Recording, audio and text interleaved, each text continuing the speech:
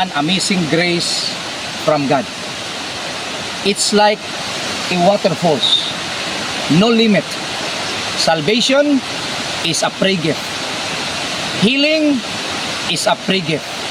Provision is a free gift. God is using anybody or anyone, a material thing, to perform His miracles. Sa dihang milagruhan sa Ginoo ang 5,000 ka pinugkulang nga nakakaon, he used a little boy kadtong iyang gidala nga gitawag nga tinapay ug isda. Ang Dios sa diyang giayo niyang buta, naggamit siya glapok. Pwede man nga di na siya mogamit og material, pero naggamit siya glapok. Nakakwarta ka, gipanalanginan ka, nakay maayong balay, pinoy-anan, nakay sakyanan nga nindot kaayo, tanan nga naa kanimo moingon ka tungod sa akong pagpaningkamot ug tungod sa akong diskarte ug sa akong naeskwelahan. But you know what? If you understand and recognize the grace of God, all you can say, this is a free gift from God. This is all by the grace of God. Grasya sa Diyos ang tanan higala, walay imo, walay ako. Ephesians chapter 2 verse 8 to 9, it says, "For by grace you have been saved through faith, and that's not of yourselves. It is the gift of God, not of works, lest any man should boast." Wala tay ato dinhi sa kinabuhi sa kalibutan.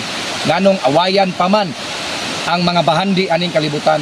Dinis kalibutan ang yuta, ang dagat, doon na manag-iya. Doon na tag-iya. Gani sa Pilipinas o China, giawayan na ang West Philippine Sea.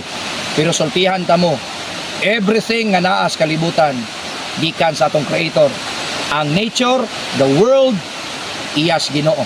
And He created the universe. And not only that, apil ang human being, like you and me. Gipanganak ka sa imong ginikanan, pero ang imong ginikanan, doon na po'y ginikanan. But when you trace up the Creator of human being, ang Diyos ang magbubuhat ni ining tanan. Salamat sa Ginoo sa iyang amazing nga grace.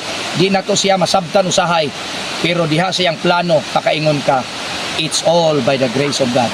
And all you can say, it's amazing. This is Pastor Luther will say to you, all of you here in social media, God bless you, and may the grace of God be filled with your hearts and mind, and His grace is abundantly shower your life and your family, just like a waterfalls. It's limitless. Receive the grace of God, believe the grace of God, and enjoy and live in the grace of God.